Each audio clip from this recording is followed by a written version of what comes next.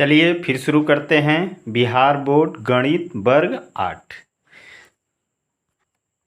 हम लोग पढ़ रहे हैं राशियों की तुलना। अध्याय 8 राशियों की तुलना। इसके पहले हम अध्याय 8 की प्रश्नावली 8.1 और 8.2 को पूरा हल करा दिया है। आज हम शुरू करेंगे प्रश्नावली 8.3। ठीक है, 8.3 शुरू करने से पहले उसमें कुछ फार्मूले हैं, सूत्र हैं, उसको पहले हम देख लेते हैं, फिर आगे करते हैं। प्रश्नावली 8.3 में चक्रवृद्धि ब्याज और साधारण ब्याज, ठीक है, चक्रवृद्धि और साधारण ब्याज कुछ प्रश्न दिए गए हैं, इसको हल करना है।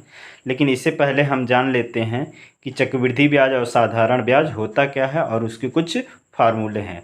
हालांकि इसकी पहले वाली कक्षा में क्लास 7 में आप लोगों ने साधारण ब्याज को पढ़ लिया होगा। इसमें मुख्य रूप से चक्रवृद्धि ब्याज का दिया गया है एग्जाम्पल सबसे ज़्यादा। तो साधारण ब्याज भी आपको बताते हैं, चक्रवृद्धि ब्याज भी बताते हैं। साधारण ब्याज होता क्या है, चक्रवृद्धि ब्याज क्या होता है, इसके बारे में हम लोग देखते हैं। चलिए सबसे पहले देखते हैं हम साधारण ब्याज, जिसको हम इंग्लिश में बोलते हैं सिंपल इंटरेस्ट।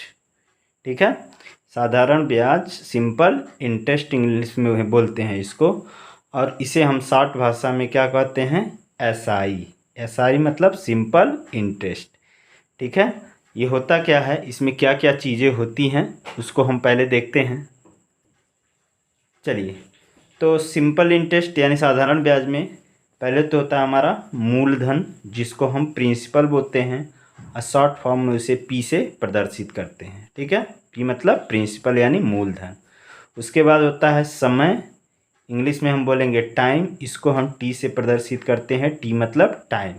उसके बाद आता है दर, दर मतलब इंग्लिश में रेट, इसको हम आर से प्रदर्शित करते हैं। उसके बाद होता है मिश्र धन, जिसको हम बोलते हैं अमाउंट, इसको हम ए से प्रदर्शित करते हैं। तो साधारण ब्याज निकालने का फॉर्मूला बन जाता है यहाँ से, साधारण ब्याज बराबर मूलधन गुणे दर गुणे समय बटे 100। ये हमारा साधारण ब्याज निकालने का फार्मूला बन जाता है यहाँ से। इसी फार्मूले पे साधारण ब्याज को हम निकालते हैं। ठीक है, ये हमारा हो गया फार्मूला साधारण ब्याज का यानी सिंपल इंटरेस्ट। या हम इसे शॉर्ट भाषा में कह सकते हैं, शॉर्ट रूप में, SI is equal to P into R into T by 100। SI मतलब सिंपल इंटरेस्ट यानी साधारण ब्याज, P मतलब प्रिंसिपल यानी मूलधन, R मतलब दर यानी रेट, T मतलब टाइम यानी समय बाई 100। ठीक है, सिंपलेस्ट फॉर्म है इसका। ठीक है, चलिए देखते हैं। इसमें एक चीज़ और निकालने का आता है कि मिश्र धन।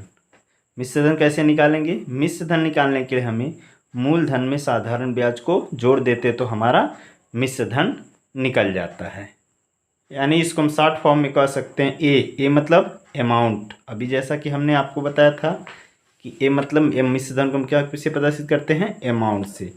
यानी ए इजकल टू पी यानी मूलधन प्लस SI मतलब साधारण ब्याज। ये शॉर्ट फॉर्म में इसको हम कर सकते हैं, ये फार्मूले का यूज कर सकते हैं। ठीक है, यही चीज़ है, ये हिंदी में लिखा हुआ है, ये इंग्लिश का शॉर्ट फॉर्म में लिखा हुआ है। जिस तरह से ये हिंदी में है उसी तरह से इसका इंग्लिश में लिखा हुआ है। ठीक है, चलिए इसको एक उदाहरण से समझते हैं, तब समझ में आएगा आपको। कह रहा है अभिषेक द्वारा महाजन से 4000 रुपया 10% वार्षिक दर से 3 वर्ष के लिए लिया गया। साधारण ब्याज सहित मिश्र धन ज्ञात कीजिए। यानी अभिषेक महाजन से क्या लेता है, कर्ज लेता है, यानी 4000 रुपया लेता है। तो ये 4000 हमारा क्या हो गया, मूलधन हो गया, यानी हमारा प्रिंसिपल यानी पी हो गया। 10% वार्षिक ब्याज की दर से, दर यानी रेट हमारा ये आर हो गया, और समय यानी 3 वर्ष ये हमारा टी हो गया। ठीक है, अब इसका हमें क्या बताना है, पहले तो बात साधारण ब्याज यानी SI बताना है, और दूसरी बात मिश्र धन यानी अमाउंट को हमें बताना है। तो इस प्रश्न को हम हल करते हैं ताकि आपको अच्छे से समझ में आ जाए कि साधारण ब्याज को हम कैसे निकालते हैं। अब देखिए P कितना दिया हुआ है, 4000। तो P को हम लिख लेते हैं कितना, मूलधन P बराबर 4000 रुपया। ठीक है, उसके बाद क्या दिया हुआ है, 10% वार्षिक ब्याज की दर से। तो दर यानी आर कितना दिया हुआ है, 10%। इसको हम लिख लेते हैं 10% वार्षिक। ठीक है, वार्षिक मतलब हर एक साल में लगता है। उसके बाद टाइम कितना दिया हुआ है, टी 3 वर्ष, यानी ये दिया है हमारा कितना, बराबर 3 वर्ष। ठीक है, इस प्रश्न को हम हल करते हैं। तो हमारा फार्मूला क्या होता है, साधारण ब्याज बराबर P into T into R, P into R into T by 100। ठीक है, इसको हम हल करेंगे यानी एस आई निकालेंगे हम। तो ये एस आई, साधारण ब्याज को हम एस आई भी बोलते हैं, पहले हमने आपको बताया है। एस आई इक्वल टू क्या हो जाएगा, पी एस आई निकालना है हमें। पी कितना दिया हुआ है, 4000 रुपये, तो लिखेंगे 4000 गुने आर कितना दिया हुआ है, 10%, तो यहाँ लिखेंगे 10 गुने टी टाइम कितना दिया हुआ है, 3 वर्ष, तो यहाँ लिख देंगे हम 3। अब बट्टे नीचे कितना है 100, तो 100 हो गया। ठीक है, 100 से इसको काटते हैं, 100 एकम में 100, 100 चौके 400, ये जीरो यहाँ चला जाएगा, ये हो गया 40। और इस पूरे का गुना कर देंगे हम, तो ये एसआई हमारा आ जाएगा कितना, 4 तियाँ 12, और उसके आगे एक जीरो लगा देंगे। ठीक है, 4 तियाँ 12 हो गया, उसके आगे एक जीरो, और उसके बाद ये 10 बचा है, तो 10 से गुणा करेंगे तो हो जाएगा 1200 रुपया। यानी एसआई हमारा साधारण ब्याज कितना हो गया, 1200। लेकिन प्रश्न में क्या पूछा है, प्रश्न में कह रहा है कि साधारण ब्याज एसआई और क्या बताना है, मिश्र धन यानी अमाउंट भी बताना है। तो साधारण ब्याज तो हमारा निकल गया, 1200 रुपया आ गया। अब अमाउंट देखते हैं, अमाउंट मतलब क्या होता है, मिश्र धन। तो मिश्र धन कैसे निकालते हैं हम, मिश्र धन बराबर पी प्लस एस आई, यानी मिश्र धन amount is equal to P. P मतलब क्या होता है हमारा, मूलधन। मूलधन मतलब कितना आया, 4000 रुपया, प्लस एस आई अभी हमने निकाला, ये कितना 1200, इसको यहाँ 1200 लिख देंगे। अब इन दोनों को हम जोड़ देंगे तो ये हमारा मिश्र धन अमाउंट हो जाएगा, यानी 1200 प्लस 4000 मिल के कितना हो जाएगा, ये 5200 रुपया। ठीक है, तो ये हमारा क्या हो जाएगा, आंसर हो जाएगा। यानी 2 आंसर आए, एस आई हमारा कितना आया 1200 रुपया, और अमाउंट यानी मिश्र धन हमारा कितना आया 5200 रुपया। ठीक है, अब हमें लगता है साधारण ब्याज के प्रश्न को आप अच्छी तरह से समझ गए होंगे, और इसको इसी तरह से हम हल करते हैं। ठीक है, आइए आगे देखते हैं। चलिए, चक्रवृद्धि ब्याज, साधारण ब्याज तो हमने जान लिया, अब चक्रवृद्धि ब्याज को जानते हैं। चक्रवृद्धि ब्याज यानी इंग्लिश में हम बोलते हैं कंपाउंड इंटरेस्ट, शॉर्ट फॉर्म में इसको हम बोल सकते हैं सी आई, मतलब सी मतलब कंपाउंड, आई मतलब इंटरेस्ट। अच्छा, पहले हम ये जान लेते हैं कंपाउंड इंटरेस्ट यानी चक्रवृद्धि ब्याज और साधारण ब्याज में अंतर क्या है। साधारण ब्याज क्या होता है, जैसे मान लिया जाए 100 रुपया किसी से आपने उधार लिया, ठीक है, और वो उधार दिया तो क्या बोला, मैं उस पर इंटरेस्ट लूँगा यानी ब्याज लूँगा। तो 100 रुपये कुछ ब्याज तय करेगा। मान लिया जब 5% किया या 10% मैं जो 10% कर रहा है तय, तो ये 100 रुपये का हर मतलब वार्षिक है तो हर साल में, मंथली है तो हर महीने में, यानी अगले साल उसका कितना 10 रुपया होगा, फिर 10 रुपया होगा, फिर 10 रुपया होगा, फिर 10 रुपया, ऐसे होता चला जाएगा जब तक हम उस ब्याज का भुगतान नहीं कर देते हैं। लेकिन चक्रवृद्धि ब्याज में ऐसा नहीं होता है। चक्रवृद्धि ब्याज में क्या होता है कि जैसे मान लीजिए 100 रुपये किसी से आपने लिया और उसका रेट ऑफ इंटरेस्ट 10% है, तो अगले साल तो 10 रुपया होगा। ठीक है, पहले साल उसका कितना होगा 10 रुपया, यानी वार्षिक है तो पहले साल 10 हुआ। लेकिन दूसरे साल जब लेगा वो, तब ये दोनों मिल करके इसका प्रिंसिपल बन जाएगा, यानी 110 रुपये पे उसको क्या लगेगा, ब्याज लगेगा। अब 110 रुपये पे उसको ब्याज देना पड़ेगा। तो इसमें तो सिंपल यानी साधारणतः 10-10 रुपया हर साल देना पड़ेगा, लेकिन इसमें क्या, जितना उसका इंटरेस्ट होगा ना वो जुड़ता जाएगा, प्रिंसिपल बनता जाएगा, उसके बाद आगे उसका ब्याज बढ़ता जाता है। ठीक है, तो लगता है आप लोग समझ में आ गया कि साधारण ब्याज और चक्रवृद्धि ब्याज में क्या अंतर है। यही दोनों अंतर होता है एसआई और सीआई में। ठीक है, एसआई मतलब साधारण ब्याज है, जितना एक बार फिक्स कर दिया जाता है उतना ही हर वर्ष देना पड़ता है। लेकिन कंपाउंड इंटरेस्ट में ऐसा, चक्रवृद्धि ब्याज में ऐसा नहीं होता है। उसमें क्या होता है, जो हमारा इंटरेस्ट होता है ना वो हमारे प्रिंसिपल में जुड़ के यानी मूलधन में जुड़ जाता है, फिर अगले साल मूलधन और इंटरेस्ट दोनों का इंटरेस्ट हमको देना पड़ता है। इसलिए क्या कहलाता है, चक्रवृद्धि ब्याज, यानी चक्र की तरह चलता रहा है, गोल गोल जैसे घुमाता है, नाम ही है इसका चक्रवृद्धि ब्याज। और ये क्या है, सिंपल इंटरेस्ट। ठीक है, चलिए चक्रवृद्धि ब्याज निकालने के कुछ फार्मूले हैं, कैसे चक्रवृद्धि ब्याज को हम निकालते हैं। यानी चक्रवृद्धि ब्याज बराबर होता है मिश्र धन माइनस मूलधन।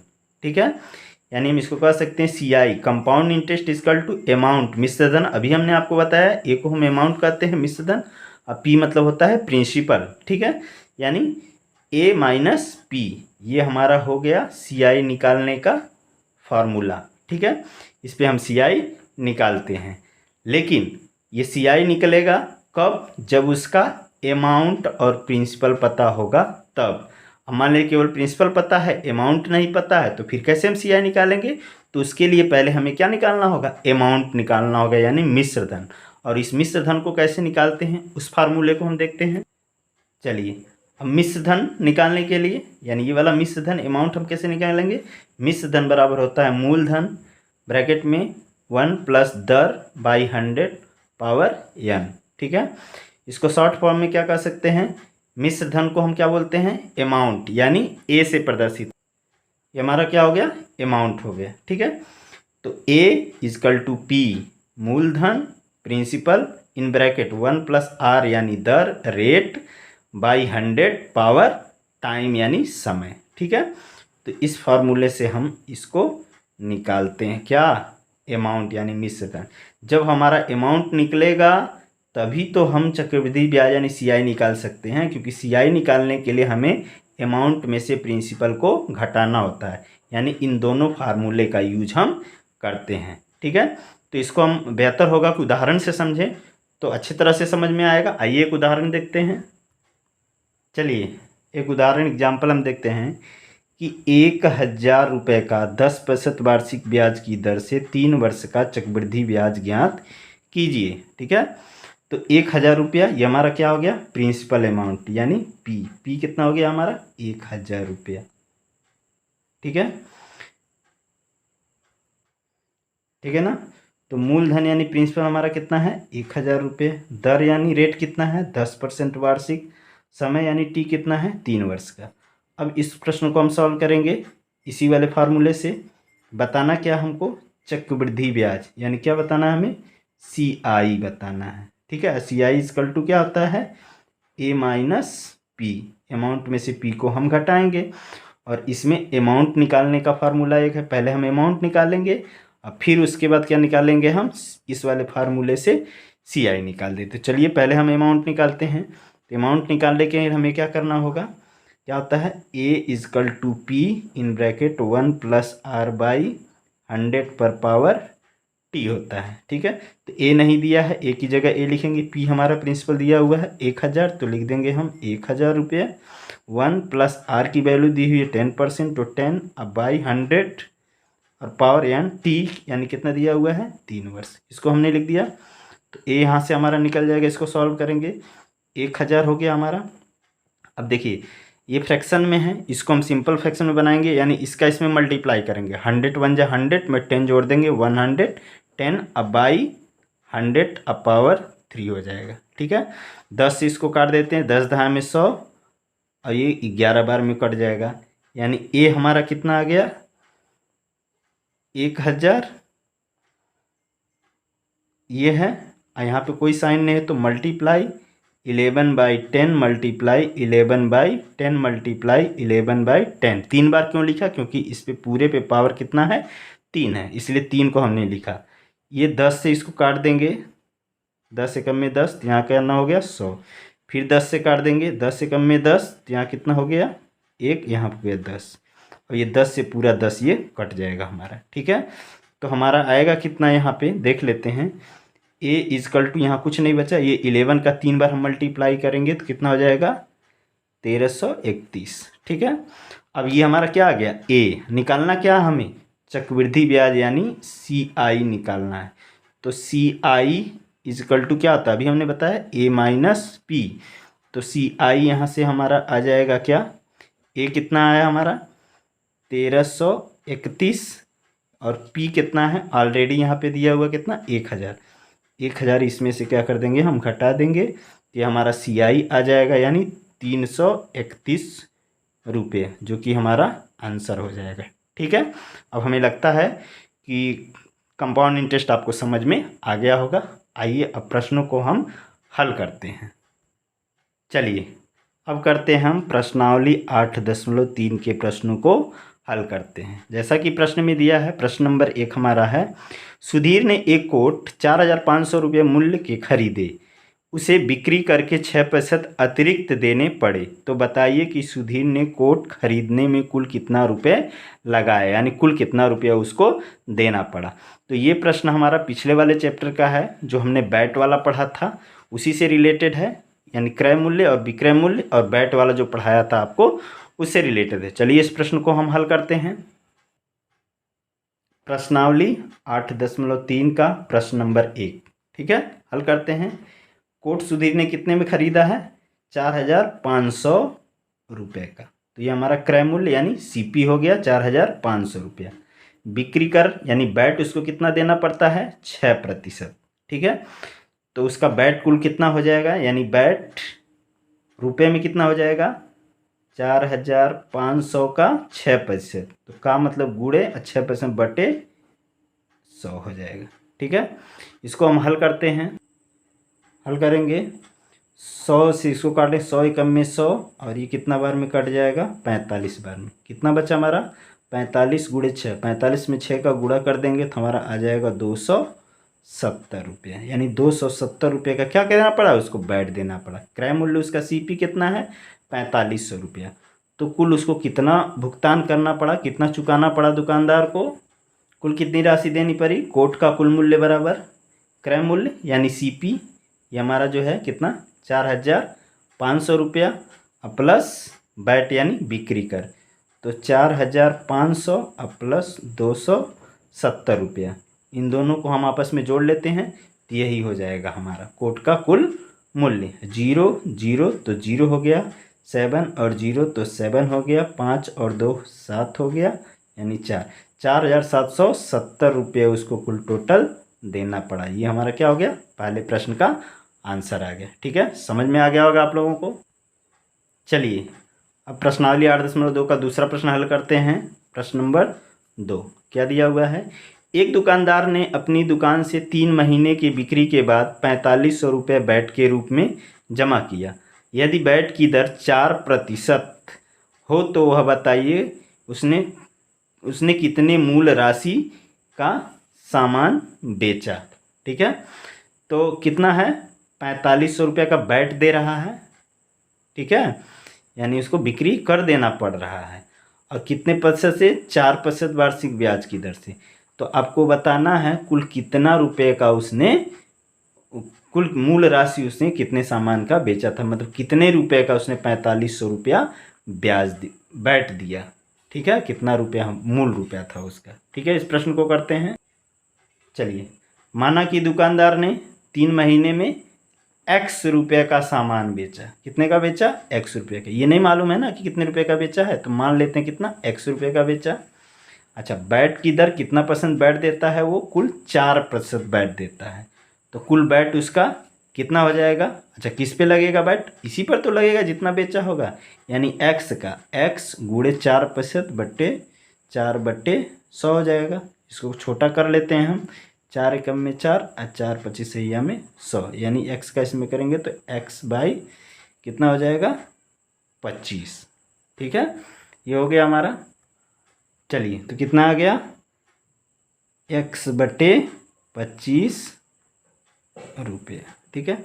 अच्छा, कुल बैट दिया हुआ है, कितना दिया हुआ है अभी हमने बताया है। कुल कितना बैट पेड करता है वो? तो 4,500 रुपये, ठीक है। तो कुल बैट कितना है रुपये में? 4,500। ये किसके बराबर है? x/25 रुपये के बराबर है। इस प्रश्न को हम सीधा कर लेंगे, आसानी रहेगा। x/25 बराबर 4,500, 4,500 सीधा कर लिया इसको। अच्छा, अब x को यहीं रहने देते, ये 25 बटे में है, भाग में इधर जाएगा तो गुना हो जाएगा। तो कितना हो जाएगा? x बराबर 4,500 गुणे 25 हो जाएगा, ठीक है। तो x बराबर क्या हो जाएगा हमारा? 45 में 4,500 में इसको हम क्या करेंगे? 25 से गुणा कर देंगे। 4,500 में 25 से गुणा करेंगे तो कितना आ जाएगा? 1, ठीक है। इतना रुपया हमारा हो जाएगा, यानी इतने रुपए का उसने 3 महीने में सामान बेचा। दुकानदार ने कितने रुपए का सामान बेचा? 1,12,500 रुपये का सामान बेचा, जिसको उसने 4% बैट दिया, तो कुल 4500 रुपये उसको बैट देना पड़ा। ये हमारा क्या हो गया, आंसर हो गया। ठीक है, समझ में आ गया। चलिए अगला प्रश्न करते हैं। अगला प्रश्न क्या हमारा, प्रश्न नंबर 3। प्रश्न नंबर हमारा क्या है, 3। रजिया ने एक दवा विक्रेता के यहाँ से 625 रुपये अंकित मूल्य की दवाई खरीदी और उस पर 12 रुपये 50 पैसा यानी 12 रुपये 50 पैसे अतिरिक्त कर दिया, बैट दिया। बताइए कि अतिरिक्त कर की दर प्रतिशत यानी क्या प्रतिशत के हिसाब से उसने उस पर बैट लिया, यानी बैट का परसेंटेज बताना है हमें क्या था। ठीक है, इस प्रश्न को हल करते हैं। जबकि कितना उस पर MP कितना था, अंकित मूल्य, इसको हम क्या बोलते हैं, MP। ठीक है, ये हमारा कर रुपए में है, लेकिन उसका हमें क्या बताना है, प्रतिशत बताना बैट का। ठीक है, ठीक है। तो प्रश्नावली 8.3 का प्रश्न नंबर हमारा 3 है। अंकित मूल्य कितना यानी MP कितना हमारा 625 रुपये। कर यानी बैट कितना दिया, 12 रुपया 50 पैसा। इसको हम ऐसे भी लिख सकते हैं या 12.5 रुपीज़ यानी 12 रुपया 50 पैसा। तो कर का प्रतिशत बताना है। कर का प्रतिशत बराबर होता है कर बटे अंकित मूल्य गुणे 100, या फिर कर सकते हैं बैट परसेंटेज इक्वल टू बैट बाई MP मल्टीप्लाई 100 कर देंगे, तो इसका हम निकाल देंगे। कर का प्रतिशत हमारा जाएगा, कर कितना है 12 रुपया 50 पैसा यानी 12.5 बाई MP यानी मार्केट प्राइस अंकित मूल्य कितना है 625 रुपया। अब मल्टीप्लाई क्या हो जाएगा 100। चलिए जब हम इसको गुणा करेंगे, इसका 100 का इसमें कर देंगे, ठीक है, तो ये पॉइंट हट जाएगा, यहाँ पे हो जाएगा 1250, अब बटे हो जाएगा 625। ठीक है, 1250 बटे 625। इसको इसमें हम काट देंगे तो 6 से इसको ये पूरे 625 से ये पूरा कट जाएगा। कितने बार में, 2 बार में। 25 दूनी 50, 6 दूनी 12, ये कितने बार में कट जाएगा, 2 बार में। यानी हमारा बैट का प्रतिशत कितना आ गया, बैट परसेंटेज इक्वल टू 2, या फिर हम कह सकते हैं 2%। ये हमारा क्या हो गया, आंसर हो गया। ठीक है, समझ में आया। चलिए अब हम अगला प्रश्न हल करते हैं। प्रश्न नंबर 4 क्या कह रहा है, मिश्र धन ज्ञात कीजिए। मिश्र धन यानी अमाउंट, ये बताना है जब ब्याज की गणना प्रतिवर्ष की जाती है। ठीक है, और नंबर क्वेश्चन क्या है, 7500 रुपये पर 2 वर्ष के लिए 6% वार्षिक ब्याज की दर से। तो ये हमारा क्या हो गया P, ये हमारा क्या हो गया R, ये हमारा क्या हो गया T। ठीक है, इस प्रश्न को हम हल करते हैं, लेकिन इसमें बताना क्या हमें, मिश्र धन यानी A हमें बताना है। ठीक है, तो देख लेते हैं। चलिए प्रश्न नंबर 4 का और नंबर, प्रिंसिपल P दिया हुआ है 7500 रुपये, R दिया हुआ है 6% वार्षिक, T दिया हुआ है 2 वर्ष, अमाउंट हमें बताना है। तो अमाउंट निकालने का फार्मूला अभी हमने बताया क्या, A equal to P in bracket 1 + R/100 पर पावर T। इसको हम हल करते हैं, तो हल करेंगे जब हम, तो यहाँ पे हो जाएगा हमारा क्या, इसको हम लिख देंगे A इक्वल टू P हमारा दिया हुआ कितना 7501 + R 6 दिया हुआ है, अब बट्टे 100 पर पावर टाइम दिया हुआ है 2 वर्ष। ठीक है, तो A निकालेंगे तो ये हो जाएगा 7500, और इसका इसमें मल्टीप्लाई करेंगे, 100 एकम में 100, 6 इसमें जोड़ देंगे तो 106, अब बट्टा क्या हो जाएगा 100 पर पावर 2 लगा देंगे, टाइम 2 है। इसको हम छोटा कर लेते हैं, आसान रहेगा। ठीक है, 2 से कर लेते हैं, 2 × 5 = 10, 2 × 3 = 6, 2 × 5 = 10, 0। यानी A बराबर हम लिख सकते हैं 7500 गुने 53/50 गुने 53/50। इसको हमने 2 बार क्यों लिखा, क्योंकि टाइम क्या है इसका 2 दिया हुआ है। ठीक है, पावर इसका क्या है 2। इसको हम हल करते हैं, 50 से इसको काटते हैं, 50 से कम में 50, ये भी 50 से कम में 50, कितना बचा 25, 250 हो गया। 5 बार में 5 × 5 = 25, ये 0 यहाँ चला है, ये कट गया 50 से। ठीक है, 150 बार में फिर इससे काटते हैं, 50 से कम में 50, 50 × 3 = 150, 150। यानी A हमारा क्या आ गया यहाँ पे 3 गुणे 53 गुणे 53। अब पूरे को हम क्या कर लेते हैं, मल्टीप्लाई कर लेते हैं, गुणा कर देंगे, तो पूरा गुणा जब हम करेंगे तो हमारा आ जाएगा 8427 रुपया। और यही ए हमको बताना था, यही हमारा क्या हो गया, आंसर हो गया। यही हमारा क्या हुआ, मिश्र धन। यही ना हमें ज्ञात करना था, तो ये हमारा मिश्र धन मिल गया। इस प्रश्न का आंसर आ गया। चलिए अ नंबर प्रश्न हो गया। अब हम ब नंबर प्रश्न करते हैं। प्रश्न नंबर 4 का ब, 25,000 रुपये पर 3 वर्ष के लिए 8% वार्षिक ब्याज की दर से। तो 25,000 हमारा क्या हो गया, पी, ये 3 वर्ष हमारा क्या हो गया, टी, और 8% वार्षिक ब्याज क्या हो गया, आर। हमें बताना क्या है, मिश्र धन यानी ए बताना है। ठीक है, इस प्रश्न को हम हल करते हैं। चलिए, तो पी हमारा यानी प्रिंसिपल कितना दिया हुआ, 25,000 रुपये, टाइम 3 वर्ष, रेट 8% और अमाउंट हमें बताना है यानी मिश्र धन। ठीक है, अमाउंट यानी हमें क्या बताना है, मिश्र धन बताना है। मिश्र धन ए, मिश्र धन बराबर क्या होता है, मिश्र धन कैसे निकालते हैं, ए बराबर पी इन ब्रैकेट 1 + r/100 पर पावर टी। चलिए इस प्रश्न को हम हल करते हैं। प्रिंसिपल हमारा कितना है, ये नहीं मालूम है, ये निकालना है। प्रिंसिपल हमारा कितना, 25,000, तो लिख लेते हैं 25,000, ब्रैकेट में 1 + r कितना है, 8%, तो 8 बट्टे का ये 100 हो गया, पर पावर टी कितना है, 3 वर्ष, यहाँ पे 3 लगा देते हैं। ठीक है, इसको हल करेंगे हम, तो a = 25,000, इसका इसमें गुणा करेंगे और इसको हम जोड़ लेते हैं। 100 एकम में 100, 8 जोड़ेंगे तो 108, बट्टे क्या हो जाएगा, 100 पर पावर कितना हो जाएगा, 3 हो गया। ठीक है, इसको छोटा कर लेते हैं, रेड्यूस कर लेते हैं, 2 से काटेंगे तो ये 50 बार में, और ये कितनी बार में कटेगा, 54 बार में।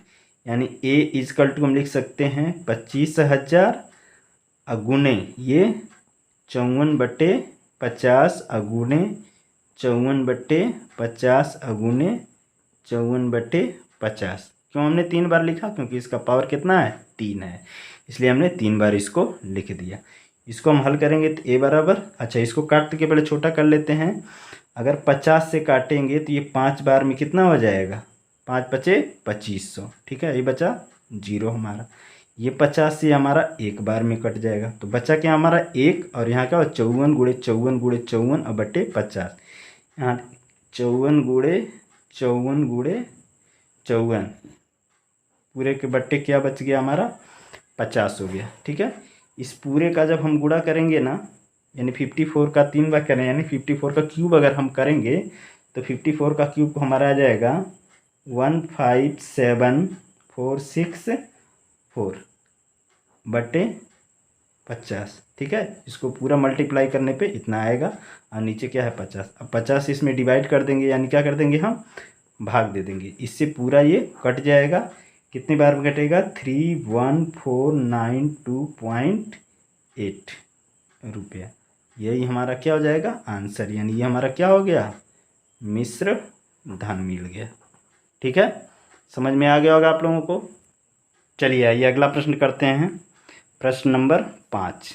अब इसमें क्या बताना है, चक्रवृद्धि ब्याज ज्ञात कीजिए। चक्रवृद्धि ब्याज मतलब कंपाउंड इंटरेस्ट। कंपाउंड इंटरेस्ट मतलब हमें क्या बताना है, CI बताना, कंपाउंड इंटरेस्ट। ठीक है, पहला प्रश्न अ नंबर में दिया हुआ है, 6,000 रुपये पर 3 वर्ष के लिए 10% वार्षिक ब्याज की दर से। यानी ये हमारा प्रिंसिपल कितना हो गया, 6,000, टाइम टी कितना हो गया, 3, आर कितना हो गया हमारा, 10%। ठीक है, इसको हम हल करते हैं। ठीक है, तो प्रश्नावली 8.3 का प्रश्न नंबर 5 हम हल कर रहे हैं। 5 में अ नंबर, प्रिंसिपल कितना हमारा 6,000 रुपये, टाइम 3 वर्ष का दिया हुआ है, रेट ऑफ इंटरेस्ट 10%, क्या बताना है, CI = क्या होता है, A - P। ठीक है, अब CI निकालने के लिए हमें सबसे पहले किसकी ज़रूरत है, A की, क्योंकि P तो हमारा दिया हुआ ऑलरेडी और A नहीं पता, तो पहले हम A निकालेंगे, उसके बाद क्या निकालते हैं हम, P। तो A कैसे निकलता है, A = P in bracket 1 + r/100 पर पावर T हो जाएगा। तो A पहले निकालेंगे, A नहीं पता है छोड़ देंगे, P हमें पता है कितना 6,000, तो 6,000 अगुने ब्रैकेट में 1 + r दिया हुआ है कितना 10%, 10 बट्टे कितना हो जाएगा 100 पर पावर कितना है 3 वर्ष, तो 3 लिख देंगे। तो A बराबर आ गया हमारा 6,000। अच्छा इसको सॉल्व करेंगे, 100 एकम में 100 जोड़ेंगे तो 100 कितना हो जाएगा 110 बट्टे 100 पर पावर 3। इसको छोटा कर लेते हैं, 10 से 11 बार में कटेगा, ये 10 बार में, तो ए बराबर हमारा आ जाएगा 6000 अगुने 11/10 अगुने 11/10 और 11/10 यानी 11/10 11/10 11/10 3 बार लिखेंगे क्योंकि ये पावर कितना है 3 है। ठीक है, अब इसको हम हल कर लेते हैं तो ए हमारा पता चल जाएगा। जब ए पता चल जाएगा तो सी आई आराम से हम निकाल लेंगे। तो इसको हम करेंगे, ये 10 से काटेंगे, 10 छक्के 60, ये 2 जीरो यहाँ चला गया। फिर 10 से काटेंगे, 10 छक्के 60, 1 जीरो यहाँ चला गया और 10 छक्के 60, 6 बार में कितना बचा 6 अगुने 11 गुने 11 गुने 11 3 बार मल्टीप्लाई करेंगे तो 1331। ठीक है, 11 का क्यूब होता है। अब इस पूरे का हम अगर मल्टीप्लाई तीनों का कर लेते हैं यानी तो ऐसे 6 कम में 6, 6 त्रिके 18, 6 त्रिक 18 1 19, 6 कन्ने 6 1 7, ये हमारा अमाउंट आ गया यानी मिश्र धन। ठीक है, ये हमारा क्या है मिश्र धन आया हुआ है। लेकिन हमें निकालना क्या है सी आई यानी कंपाउंड इंटरेस्ट।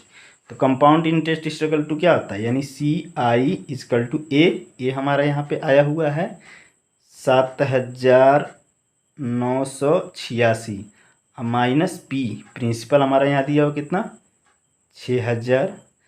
तो सी आई हमारा कितना हो जाएगा, इसमें से इसको घटा देंगे तो कितना 1986 रुपया। ये हमारा क्या हो गया आंसर हो गया। ये हमारा क्या था मिश्र धन था। ठीक है, और ये हमारा क्या आ गया सी आई आ गया। समझ में आ गया होगा आप लोगों को।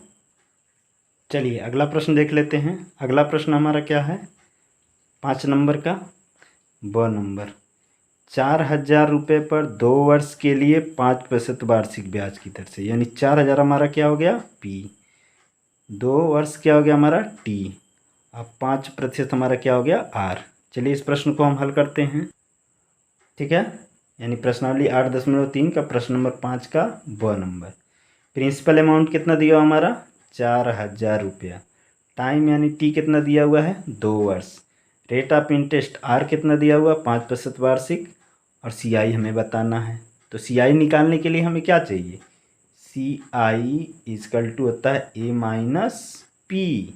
लेकिन इसमें पी तो पता है लेकिन ए नहीं पता है, पी यहाँ दिया हुआ ए नहीं पता है। तो पहले हम क्या निकालते हैं ए, इसको हल करते हैं। तो ए निकालने का फार्मूला क्या होता है A equal to P in bracket 1 plus R power by 100 पर पावर टी हो गया। तो ए निकालते हैं, ए इक्वल टू पी दिया हुआ हमारा 4000 रुपया और 1 प्लस आर दिया हुआ है 5%, 5/100% का मतलब बटे 100 होता है, और टाइम कितना दिया हुआ है 2 वर्ष, यहाँ पावर 2 लगा देंगे। तो ये हमारा हो जाएगा 4000। इसको हल करेंगे तो 100 एकम में 100, ये कितना हो गया 5 105, अब बट्टे कितना हो जाएगा 100 पर पावर 2 लगा देंगे। इसको छोटा कर लेते हैं हम काट करके। तो 2 से काटेंगे 5 से काटेंगे, 5 दूनी 10, 5 एकम में 5, अब 5 दूनी 10 20, यानी ए बराबर हमारा कितना आ गया 4000। ये ब्रैकेट में क्या हो गया 21/20 का स्क्वायर कर देंगे यानी होल स्क्वायर करेंगे। तो हमारा आ जाएगा ए बराबर 4000 अगुने 21 का स्क्वायर करते हैं तो 441, अब बटे 20 का करते हैं तो 400 हो गया। वही बात हुआ जैसे हम मल्टीप्लाई करते थे ना, 2 बार लिखते थे 21/20 गुणे 21/20 लिखते थे ना, तो ये चीज़ ना करके डायरेक्टली इसको हमने यहाँ पे कर दिया। आप लोग भी ऐसे कर सकते हैं। तो 400 कम में 400, 400 से एक बार में कटेगा, यहाँ 0 10 बच जाएगा। तो अमाउंट यानी मिश्र धन हमारा कितना हो जाएगा 441 में जब 10 से करेंगे गुणा तो 410। ठीक है, जब 10 से या 100 से गुणा करना हो तो गुणा नहीं करते हैं, डायरेक्टली जितना जीरो होता है ना उतना जीरो लगा देते। इतना रुपया हमारा ये क्या आ गया मिश्र धन यानी अमाउंट हमारा आ गया। अब तो हम आसानी से क्या निकाल सकते हैं सी आई, क्योंकि सी आई इक्वल टू होता है ए माइनस पी। तो सी आई निकालना है, ए हमारा आ गया है 4410 रुपया। तो 4410 माइनस प्रिंसिपल अमाउंट ऑलरेडी हमारा 4000 दिया हुआ है, 4000 इसमें से घटा देंगे तो सी आई हमारा कितना आ जाएगा 410 रुपया, जो हमारा आंसर है। ठीक है, तो इस वीडियो में इतना ही। आगे के प्रश्नों को करने के लिए हम अगला वीडियो में देखेंगे। ठीक है, अभी हमने प्रश्नावली 8.3 के प्रश्न संख्या 1 2 3 4 5 ठीक है। 4 में और ब, 5 में भी और ब को हमने हल करा दिया है। 6, 7 और आगे वाले क्वेश्चन को हम अगले वीडियो में देखेंगे। इसके लिए धन्यवाद। और हाँ, यदि हमारा वीडियो आप लोगों को पसंद आ रहा हो, यानी हमारे द्वारा पढ़ाया गया आप लोगों को समझ में आ रहा हो, तो अपने दोस्तों के पास भी शेयर करिए ताकि वो लोग भी इसका फ़ायदा उठा सके, वो भी इसके बारे में जान सके। अधिक से अधिक शेयर करें, लाइक करें और चैनल को हमारे सब्सक्राइब करें। धन्यवाद।